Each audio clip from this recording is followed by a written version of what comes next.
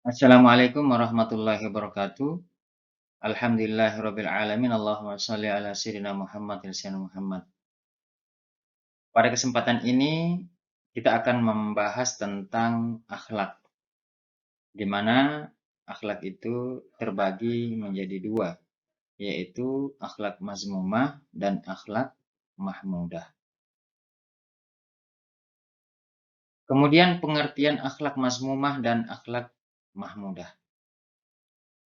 Akhlak mazmumah adalah akhlak tercela yang merupakan segala tingkah laku manusia yang dapat mendatangkan kebinasaan dan kehancuran diri, sebab berhubungan dengan sesuatu yang tidak bermoral, tidak menyenangkan, dan bertentangan dengan norma-norma yang ada. Maksudnya di sini adalah bertentangan dengan norma-norma agama terutama.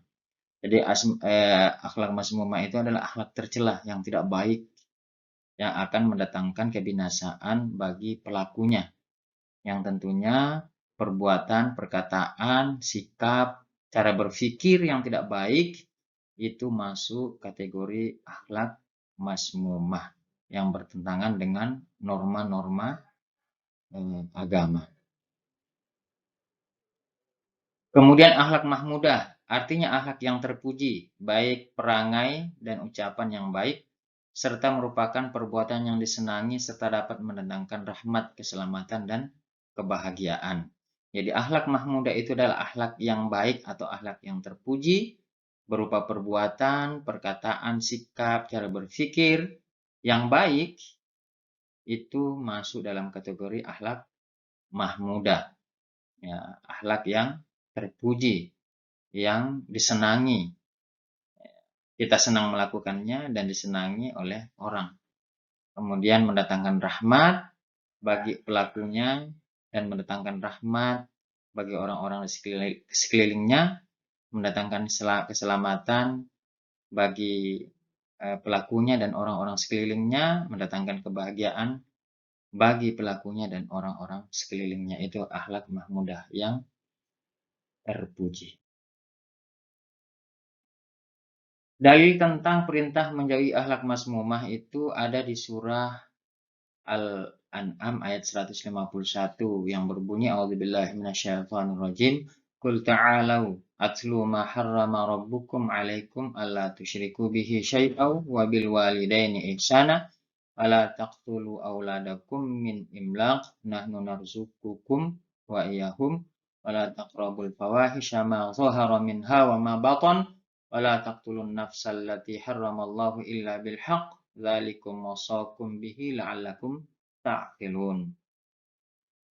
Artinya katakanlah, marilah kubacakan apa yang diharamkan atas kamu oleh Tuhanmu, yaitu janganlah kamu mempersekutukan sesuatu dengan Dia, berbuat baiklah terhadap kedua orang ibu bapak, dan janganlah kamu membunuh anak-anak kamu karena takut kemiskinan.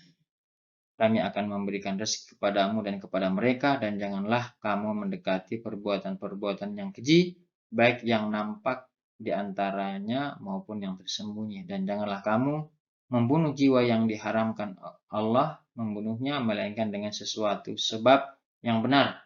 Demikian itu yang diperintahkan kepadamu supaya kamu memahaminya. Nah, ini dalil surat Al-An'am ayat 151 ini, dalil di antara dalil tentang larangan berakhlak mazmumah atau tercela. Yang disebutkan dalam ayat ini ya termasuk apa mempersekutukan Allah itu adalah akhlak mazmumah kepada Allah Subhanahu wa taala. Akhlak yang buruk kepada Allah Subhanahu wa taala, kemudian berbuatan keji, ya, itu juga mazmumah dan lain-lain sebagainya. Kemudian dalil tentang akhlak mahmudah. Di sini ada surah Al-Maidah ayat 8 yang berbunyi a'udzubillahi minasyaitonirrajim. Ya ayyuhalladzina amanu kunu qawwamina lillahi syuhada'a bil qist wa la yajrimannakum syana'anu qaumin ala alla ta'dilu i'dilu huwa aqrabu littaqwa wattaqullaha innallaha khabirum bima ta'malun. Artinya, wahai orang-orang yang beriman, jadilah kamu penegak kebenaran karena Allah dan saksi-saksi yang bertindak dengan adil. Janganlah kebencianmu terhadap suatu kaum mendorong kamu untuk berlaku tidak adil. Jadi ini dalilnya di antara dalil dari akhlak mahmudah atau akhlak terpuji. Di ayat ini Allah Subhanahu wa taala menyuruh kita beriman, yaitu akhlak kepada Allah, akhlak mahmudah kepada Allah, akhlak terpuji kepada Allah, kemudian menegakkan kebenaran, menjadi saksi yang adil, berbuat adil, dan di sini dijelaskan janganlah kebencianmu kepada seseorang menghalangi kamu tidak berbuat adil kepadanya. Jadi kita berbuat adil itu karena Allah, bukan karena siapa-siapa. Kemudian sifat-sifat akhlak mazmumah dan akhlak mahmudah. Ya, sifat mazmumah atau sifat yang tercela. Yang pertama anania, egois. Ini orang egois ini tercela. Al-bagyu, melacur, ini tercela. Al-buhtan, dusta, itu tercela. Al-khianah, berkhianat, itu tercela. Al-zulmu, menganiaya, ya, biar walaupun menganiaya diri sendiri atau orang lain, itu tercela. Al-ghibah, mengumpat, menceritakan kejelekan orang. Kemudian al-hasad, dengki, iri, itu tercela. Al-kufrun, ya, mengingkari nikmat Allah, tidak bersyukur dia, itu tercela. Arya, ingin dipuji, ketika beribadah, berbuat baik itu ingin dipuji, ya, ingin dipuji orang gitu. Dia tidak melakukan ibadah itu karena Allah, tapi dia melakukannya karena ingin dipuji. Itu akhlak tercela. Namimah, adu domba, itu juga tercela. Kemudian sifat mahmudah, akhlak yang baik, amanah, itu baik, setia, jujur, dapat dipercaya. Kemudian as-sidqu, benar, jujur, itu akhlak yang terpuji atau mahmudah. Al-adlu, ya, berbuat adil. Kemudian al-afu, pemaaf, saling memaafkan, itu akhlak terpuji. Al-alifah, disenangi. Kemudian al-wafa, menepati janji, itu akhlak terpuji. Al-haya, malu, itu akhlak terpuji. Maksudnya malu di sini, malu melakukan keburukan, bukan malu melakukan kebaikan, tapi malu melakukan keburukan. Ya, malu melakukan keburukan itu adalah akhlak terpuji. Ar-rifku, lemah lembut, itu juga akhlak terpuji. Kemudian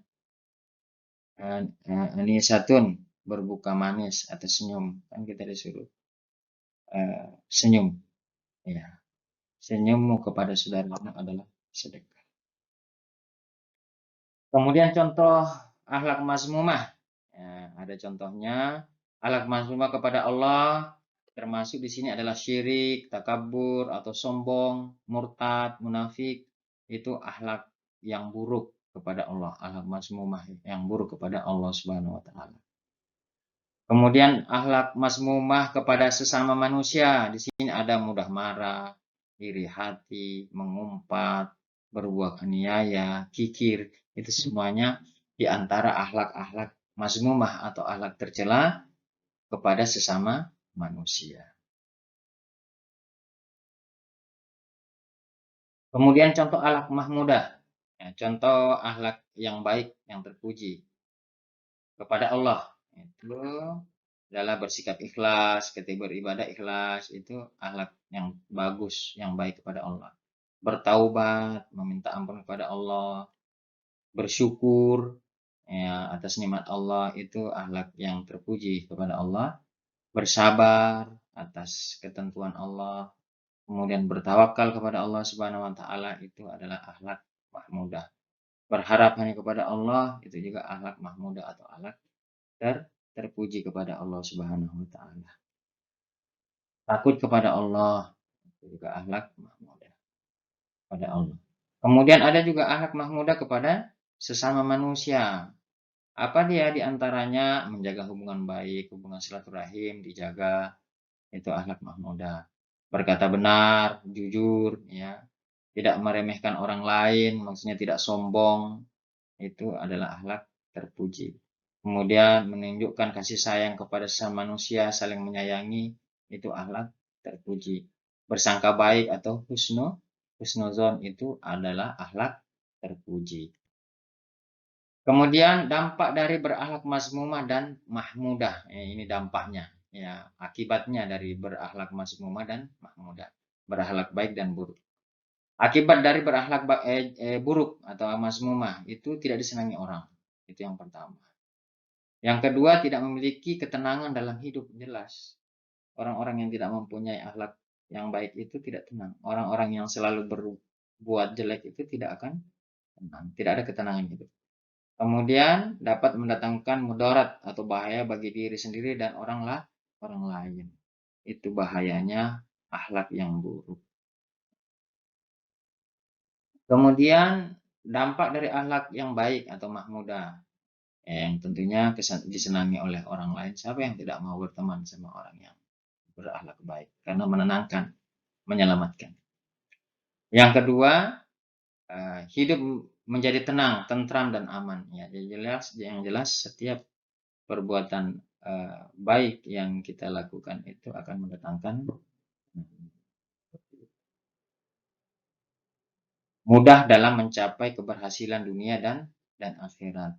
Ya tentu, karena banyak yang suka di dunia, diridhoi oleh Allah Subhanahu wa taala, tentunya akan cepat dapat mendapatkan keberhasilan dunia dan akhirat. Oke, mungkin hanya sampai di sini pembahasan akhlak tentang akhlak tadi, akhlak mazmumah dan mahmudah. Mudah-mudahan dapat kita pahami bersama, walaupun dengan penjelasan yang singkat ini, tentunya agar harapannya dapat menambah keilmuan kita dan akan kita lanjutkan lagi nanti di video-video berikutnya. Sekian dari saya. Wassalamualaikum warahmatullahi wabarakatuh.